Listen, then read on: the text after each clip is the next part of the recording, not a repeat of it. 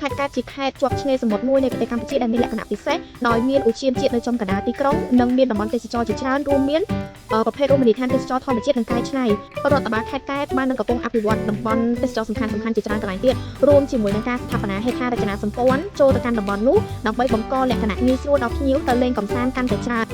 ខាងក្រៅនេះជាគោលដៅទេសចរណ៍តាក់ទាញល្បីៗដែលស្ថិតនៅក្នុងខេត្តកែបទី1ឆ្នេរកោឆ្នេរកោគឺជាគោលដៅទេសចរណ៍មួយកន្លែងដែលមានទីតាំងស្ថិតនៅខាងត្បូងជាងខាងកើតនៃខេត្តកែបដើម្បីអាចទៅដល់ឆ្នេរអង្កោតភ្ញៀវទេសចរអាចធ្វើដំណើរតាមផ្លូវប្រវត្តិសមុទ្រដ៏ស្រស់ស្អាតដែលទើបតែសាងសង់រួចថ្មីៗទៅតាមផ្លូវយើងអាចគយគន់ដើមកោងកាងមើលទឹកសមុទ្រទូកនេសាទនិងផ្ទះអ្នកស្រុកជាដើមទី2ផ្សារក្តាមគឺជាទីផ្សារលក់គ្រឿងសមុទ្រដ៏ពេញនិយមផ្សារក្តាមបានដើរតួនាទីយ៉ាងសំខាន់ក្នុងការបង្កើតទីផ្សារគ្រឿងសមុទ្រដែលភាគច្រើនផ្គត់ផ្គង់ពីសហគមន៍នេសាទស្ថិតនៅក្នុងខេត្តកែបនិងកំពតផងដែរផ្សារក្តាមគឺជាច្រករបៀងសេដ្ឋកិច្ចជាតិដ៏មានសារៈសំខាន់មានទីតាំងស្ថិតនៅភូមិថ្មីសង្កាត់ព្រៃធំក្រុងកែបខេត្តកែបទី3កោះទន្សាយកោះទន្សាយជារមណីយដ្ឋានធម្មជាតិដ៏ល្អប្រណិតរបស់ខេត្តកែបដែលមានលក្ខណៈអំណោយពីធម្មជាតិរួមមានឆ្នេរខ្សាច់ចំនួន2កន្លែងដែលមានវាលខ្សាច់សពីធម្មជាតិហើយអាចធ្វើជាកន្លែងសម្រាប់ងូតទឹកសមុទ្រកម្សាន្តសប្បាយបានទី4កោះពោ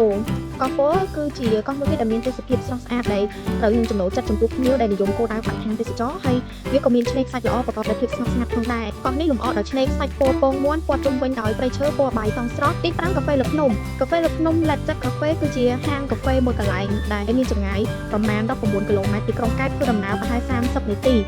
ទី6សហគមន៍អូក្រសាសហគមន៍នេសាទអូក្រសាខេត្តកែបគឺជាទីតាំងទេសចរណ៍ស្រស់ស្អាតនៅភូមិអូក្រសា